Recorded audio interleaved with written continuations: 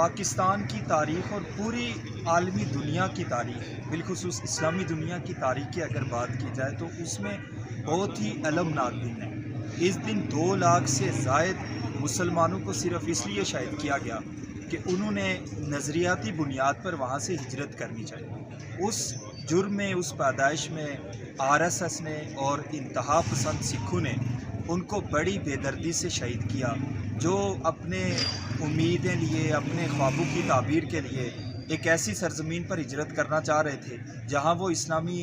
فکر کے مطابق اور اسلامی بنیاد پہ اپنی زندگی بسر کر سکے، لیکن بدقسمتی کہ انتہا پسند ہندوؤں نے انہیں ایسا نہ کرنے دیا۔ تو آج کے دن میں عالمی برادری سے یہ مطالبہ کرتا ہوں کہ جو اس گناہونی سازش میں ملوث تھے ان کے خلاف بھی کارروائی کی جائے، اور جو ہندوستان کے اندر یا جموں کشمیر کے اندر یا جہاں بھی نظریاتی وابستگی کے لیے لوگ ایک جگہ سے دوسری جگہ ہجرت کرنا چاہ رہے ہیں ان کو اجازت دی جائے۔